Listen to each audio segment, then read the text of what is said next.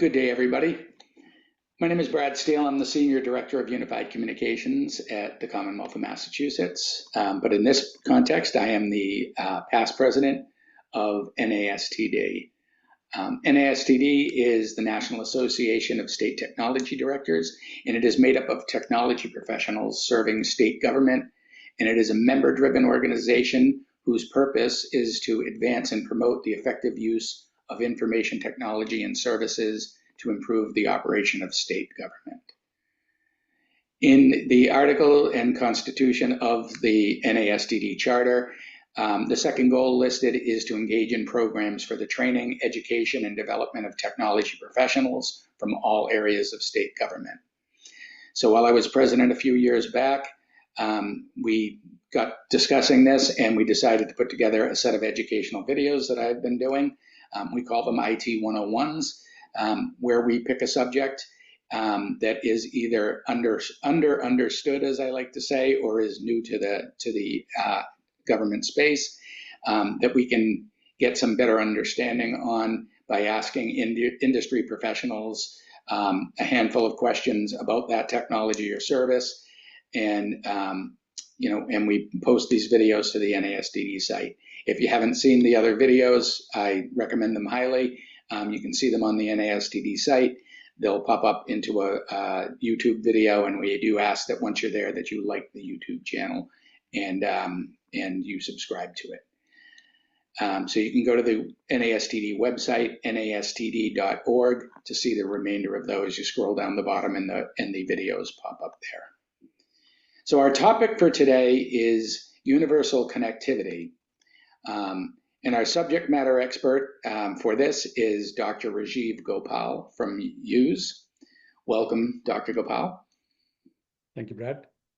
So Dr. Rajiv Gopal is Vice President at Advanced Programs and is responsible for resilient, protected communications involving 5G, HTS, LEO, AI and machine learning, cyber, and multi-orbit areas.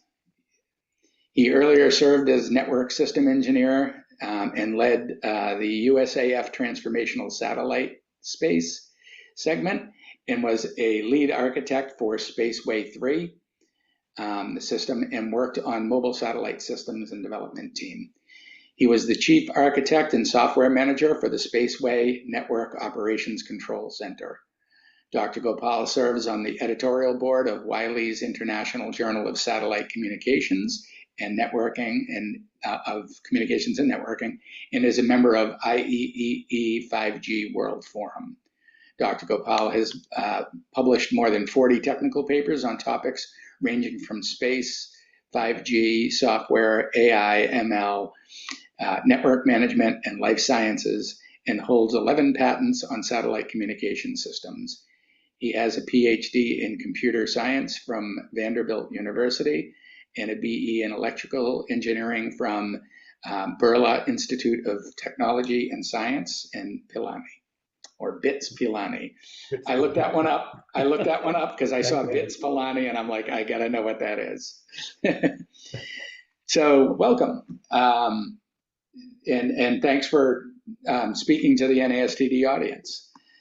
I always like to find out a fun fact about folks before we get going. So outside of the all of the cool stuff that's in that impressive introduction, what else can you tell us about you? Well, thank you, Brad. First of all, thanks a lot for having me here. So fun fact, I think I'll go back to my childhood. I think there's a lot of challenges and a lot of excitement and fun. So recently, I built a house and I served as a designer and general contractor. And the house is mostly a single-story Rambler type house. It does have a second floor on top of kitchen. And then it also has a third floor on top of the second one. And there's a small room and a wrapped around porch for 360 view. So it looks like a tower. Very, very unique design.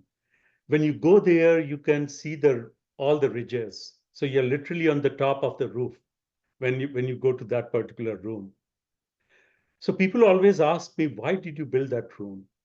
And the real story, which very few people know, is when I was a little kid, I used to climb any tree, any pipe, anything I could see where I can gain some height and I could be above the eye level, which I was used to as a little kid.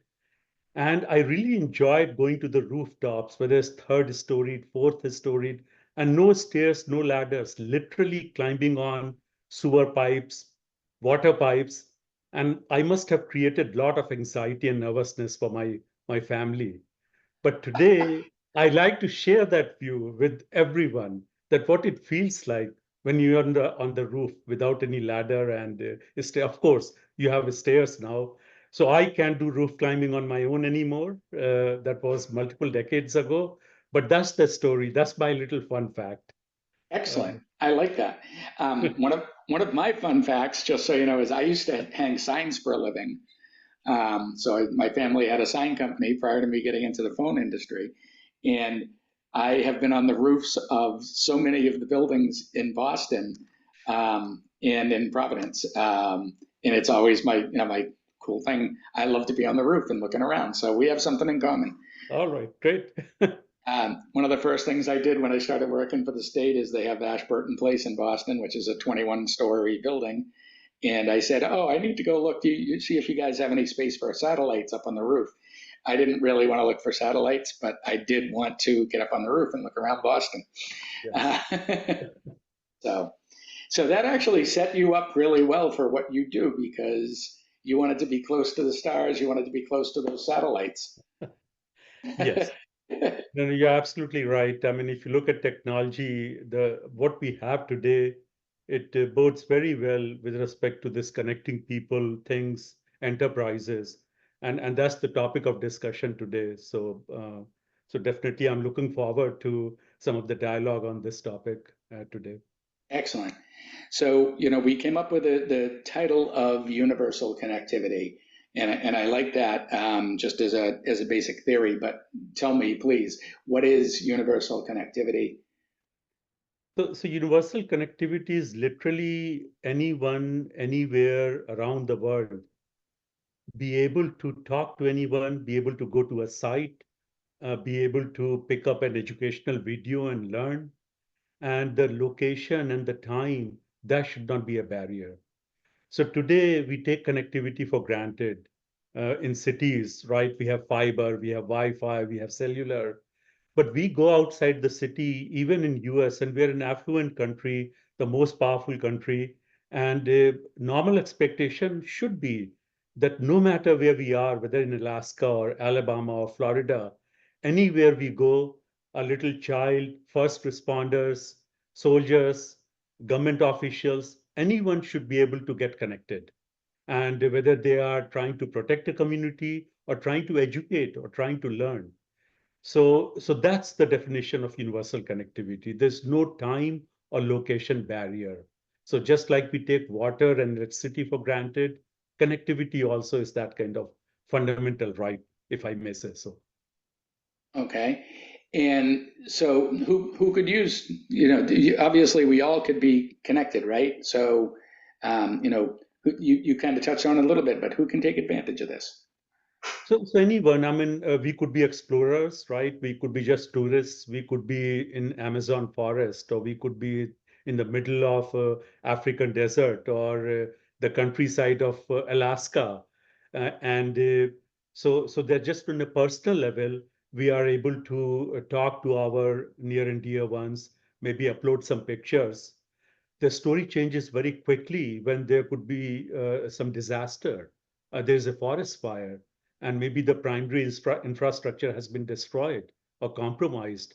So at that time, this universal connectivity through wireless, through satellite, could give something very valuable to the first responders because they need to coordinate their activities. They need to assess what the damage has been and how to get reinforcements. So connectivity use, it changes a little bit, but if you get down to the solution, there's a lot of commonality. The same cellular technology, Wi-Fi, satellites, they can help all of us, whether first responders, state governments, federal government, or us consumers who are just trying to be connected and get educated and also get entertained. I mean, let's not ignore the Netflix and the and the YouTube and other video channels, which we take for granted, and they should be accessible anywhere and everywhere. Excellent. So what goes into universal connectivity? What makes it up? So let's go back a little bit. So I have been involved in the connectivity business for at least 3 decades, and at least for 4 decades, I have been following technology in college and then as work as professional. So long time ago, connectivity meant that you go to one place in house and pick up the phone and call someone, right? And some people had maybe a long wire. They will take the phone to the backyard. That was connectivity. And it started changing with the internet. Internet really showed that connectivity is not just for government, it's not just for research institutes, it's for everyone.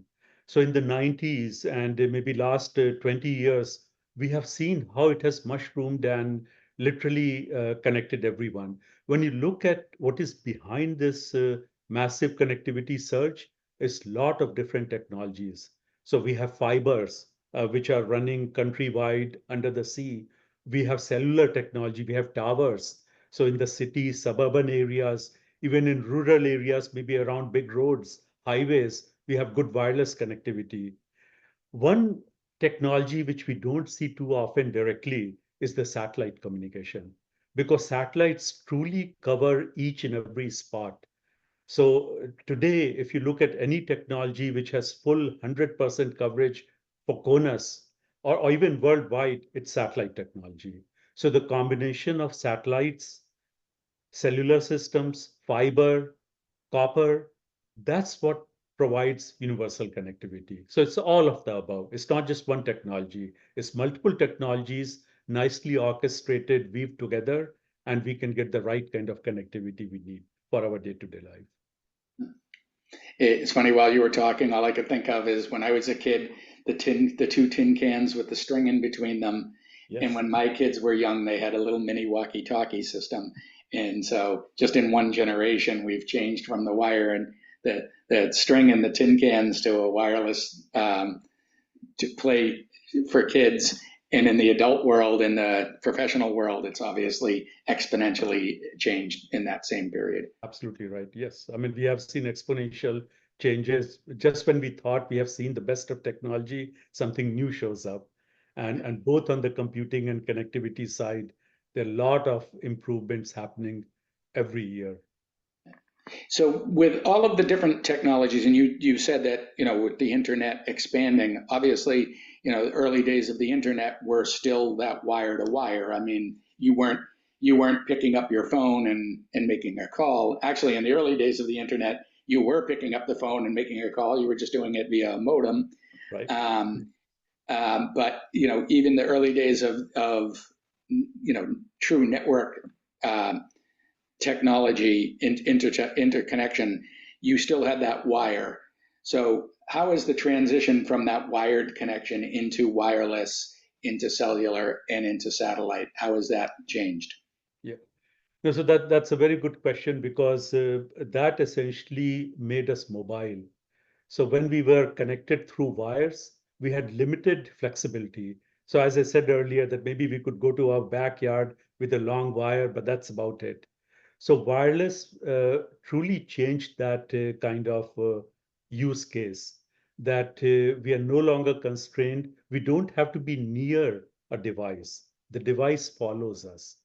So we keep a smartphone in our pocket, purse, and we move. We sit in a car. We could go on a hike, and the phone is there. We know that we can always check. We see a new plant, a new tree. We can quickly take a picture, and we are connected. So we can find out. So it's not just being connected to folks, which is very important, but also being connected to information systems, data sources, educational material. So wireless truly enabled that. And with wireless, we had those access point for Wi-Fi. So we would have a little device, maybe in our bedroom or living room or office. And then cellular systems, we would have towers or buildings. Satellites, they're high in the sky, right? So we started with the geo satellites, and they're 22,000 miles high in their orbit. And then we have low Earth orbit, the LEO satellites, and they have truly revolutionized in last 4 5 years this global connectivity. So they are a lot closer. They are about 500 to 1,000 miles. So because they are closer, we have more powerful signal and we can have higher data rates. So there are different advantages of a geo satellite or LEO satellite. But the important point is that all of them play a big role in this connectivity framework so that each user group, each person, based on what they need and what type of service they would like to have, we can have the technology which is there for them. Okay. Um, so when we were talking, trying to set up the meeting, you mentioned a few things. So just real quick, NTN. What's NTN? Yeah. So NTN stands for non-terrestrial network. And in order to fully expand into NTN and the technology significance, we had to talk about terrestrial networks first. So when we look at cell phones, so a long time ago we used to have a simple phone. We could just call or send a text message, the 2G system, right? And then we had 3G, we had better data, 4G. We got really good data in iPhones and Android devices. It started becoming popular. They were all terrestrial networks because there was a tower involved. At the same time, some companies, groups, including mine, I work for Hughes, we were developing systems which would take these terrestrial standards and use them on satellites. But these were still two different worlds. So there was a satellite world, and maybe enterprises and maybe some consumers would benefit from it. And there was the terrestrial world, which we were all familiar with. Now, what has happened in past 3 4 years that the standards body, it's called 3GPP, Third Generation Partnership Project. So they essentially have come up with a grand unification framework called NTN, which basically unifies across satellites and towers, and also balloons and maybe UAVs or planes. So any node which can serve as a tower could be put in this framework. So this truly integrates different types of technologies and provides right kind of capacity density and right kind of coverage. Cool. All right. So the next question is, how could states, now, which is our primary audience here, Yes. how can we utilize universal connectivity? So states definitely serve a very important role in our day-to-day life. Things we take for granted. We live in a specific state, and we have roads, we have natural resources which have to be managed and taken care of. So each state has huge responsibilities over a large area.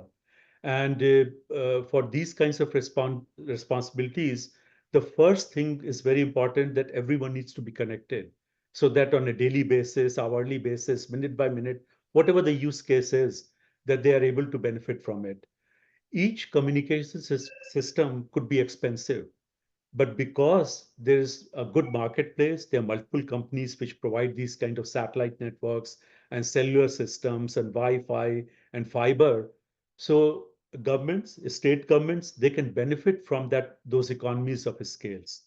And instead of designing and building custom state-oriented system, they can buy off-the-shelf connectivity, buy services so that they can get the right kind of quality of service without spending too much money on running those services. Long time ago, all of us, each state would build custom systems. There were microwave towers. So every system is needed because resiliency is good. It's always good to have diverse technologies. But at the same time, all of us, including states, should be able to get right kind of connectivity service for a cost effective package. So that's what becomes possible because of this very healthy marketplace where multiple companies compete and they are able to provide these good services, which all of us can use, including states. Okay. So my next question, and this is pretty standard across the different things, but I think it has a unique thing here is what are some of the security concerns? And when I say that, we have stipulations in our contracts. And I was actually doing some training earlier today, and it's like your data has to stay within the continental United States or Canada, and you can't go outside. You know, here we are talking about sending data literally into the stars and back. So what security concerns are there around using this type of technology, and also what security benefits might there be? Yes. No, security is important and it's important for everyone. This is not just that government work is going through the network, it has to be secure. Consumers have to be protected as well, their privacy and their financial systems. So security is no longer an option. I think it's baked into every solution. So we take security very seriously, people who provide these kind of connectivity services. So for example, when we say that a service is secure, it means that it is built with equipment with known provenance. It's built with devices which can be traced back to who's the source, who designed it, who wrote the software. So we want to make sure that these services, when people are using, they can have the confidence that they are US-based companies which stand behind these services. There are operators who are running it. They have gone through security training and they understand how to protect both data in transit and also customer information because there could be credit cards involved. There could be some sensitive information, first responders, police, Department of Defense. They all would have different types of security needs, but sometimes we have a tendency to think that only government needs security. All of us need security. Consumers, enterprises, companies, state governments, and of course, federal government. So security is a concern, and we take it, as I said, that very seriously. So each solution is baked with security so that data is private. So that's with encryption. We have the right kind of encryption technologies. So like cellular, it also makes sure that even user calls, they are encrypted. For the infrastructure, we also want to make sure that we are talking to authenticated people so that strangers, they cannot snoop in and just like monitor our stuff. So integrity, availability, privacy, or confidentiality, all three aspects of security are relevant for this universal connectivity. Okay, and so when I think about standard network security, it's dedicated circuits, it's dedicated paths, with that encryption, as you mentioned. Is there that availability? Is there that possibility with these non-terrestrial and other communication platforms? Yes. No, so that's again excellent question. So that's where standards help. So instead of reinventing security, the fact that 3GPP brought satellites into this domain also, so now we know that all the goodness, all the improvements which are happening on the satellite side, they could become immediately available for the terrestrial side and vice versa. So that's the advantage of using systematic frameworks which are widely adopted and large companies, they are providing chips and systems and software which are based on those standards. And that's what makes security seamless also, because it's not like I have to buy another encryption box. Like right now, we are having a call and our session is encrypted Mhm. because the service provider here is providing that encryption. I'm connected on my work laptop and we use a VPN. So I also know that all the networks, so it's like security over security. And government, for example, like Department of Defense or Homeland Security, or even some state governments, they might have maybe a secure crypto, a certified crypto to make sure that their mission is super protected from eavesdroppers. So all this is possible because we are using IP-based protocols, and there are a lot of standards so that different types of crypto devices can easily be used. Excellent. So how would a state go about implementing some sort of universal connectivity within their environments? So today there are companies which are providing integrated solutions. So for example, someone who has a need for secure sites which are well connected not just with one transport, but multiple transports, so that if there is any failure, then the second transport can automatically be leveraged in. So these kinds of solutions, there are companies, and again, I'm a lot more familiar with the products we offer. So our website, hughes.com, for example, and the keyword there is resilient or resiliency. So under resiliency, we have diverse and redundant transports, but they have to be orchestrated because we should not expect end users to figure out, oh, there's a problem with the transport and let's take this circuit over something else. It should be all automated. There are sensors which are continuously looking at a transport. So for example, someone might have a Leo link and it is going through Starlink, let's say, and there is an issue. Automatically, the software detects it. And then there's a OneWeb, and we Hughes provide services, another Leo constellation. Automatically, the traffic switches over. And user, maybe they see a minor change in maybe somewhere in the application, but for all practical purposes, it's a seamless change.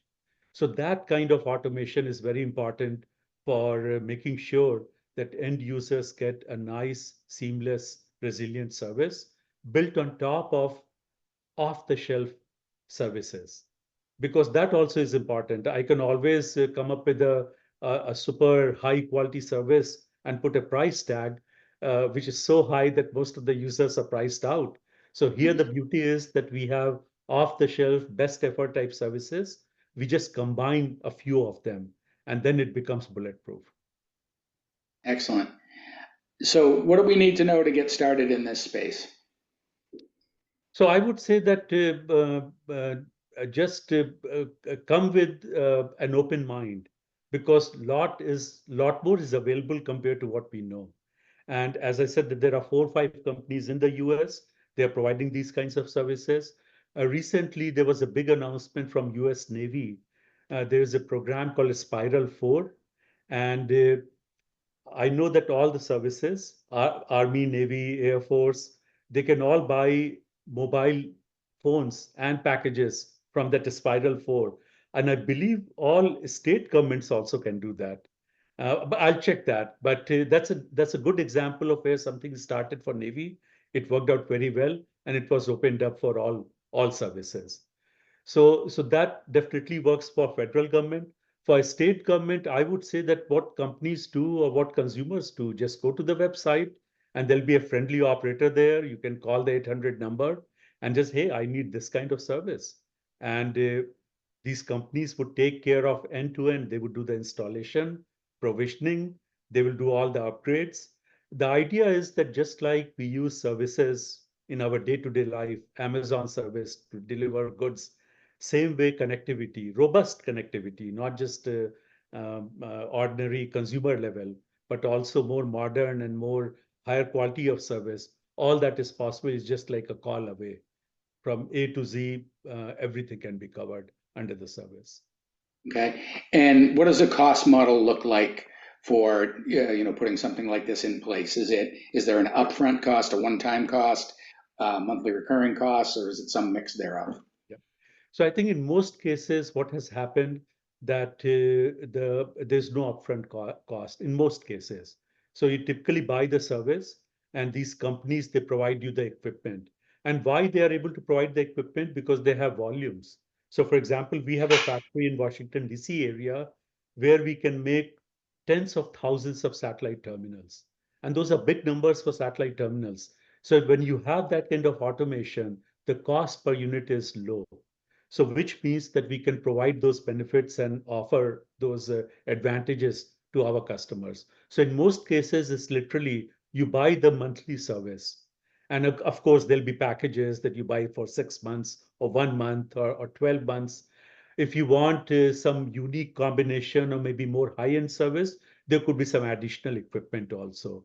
But many packages exist where people just pay for the service. Very similar to, I think, when people get their phone service. Sometimes the phone comes bundled with the service with the expectation that people will use it for 12 months or 24 months. And is there usually an option for emergency use type scenarios? So if I only need this, mentioned earlier, if there's a forest fire, if there's something going on, that we have something available to us that's kind of sitting dormant, and then we activate when the need arises. Yes, absolutely. And this is especially useful and a lot more relevant with respect to satellite services because there we know that the coverage area is large. So there are packages where people can buy a certain number of endpoints, and those endpoints could be roughly speaking in some larger area. And then people can take their endpoints to some specific location and they can benefit from a pooled capacity which they are sharing, right? So that I have seen. I was involved in a system design 25 years ago, a spaceway, and we came up with that model, pooled service. We were ahead of our time with that. So, but now it makes more and more sense, especially when mobility is critical, because we don't know where the service is needed, right? We don't know where the forest fire would be. But when there is one, now we don't want to buy a service at that time. So this concept of pooled capacity is really helpful, especially for state governments, because they can benefit from both this cost advantage, that's a commercial type service, and at the same time, they are getting something which is better than consumer level because of this pooling together different transports and so on. Excellent. When we started talking about this, I told you it would be relatively painless. And here we are. We're at my last question, which is always my favorite question because it is, what did I forget to ask you? What else do I need to know? So, no, so Brad, thank you again. I mean, you covered this area very well through questions because I just answered. I mean, you provided the framework for how we chat. So thank you for that. I think you covered everything. I mean, I'm getting a chance to just maybe add a little bit more. So my father, he's 95 years old, and he was a government official. He worked for a state in India, and so he always, and he served under different roles. He was a judge, he was an administrator, he took care of development in certain districts or counties. So he always says that do your duty and a little bit more. And I definitely believe in that, that if all of us do our duty, world will be a nice place. If we go beyond that, I think the world will be a wonderful place. I So like it. Your father and I would get along.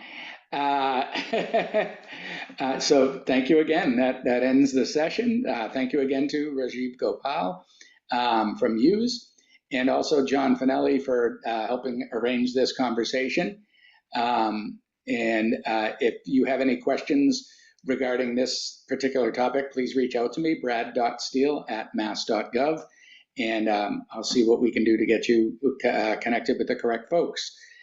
Also, if there are any additional topics for future discussion that folks would like to have brought up before this forum, reach out to me again, and we'll get you on the schedule. We'll have a quick conversation, and I promise you it'll be painless. And Dr. Gopal, thank you again for your time. Thank you also for your flexibility. We had to reschedule a couple of times because of some different things that I had going on, so I appreciate the flexibility. And next time you get a chance to climb to the rooftops, enjoy the view for me a little bit. I'll take it. No, thank you again, Brad. I really enjoyed this conversation, and thank you very much. Thank you.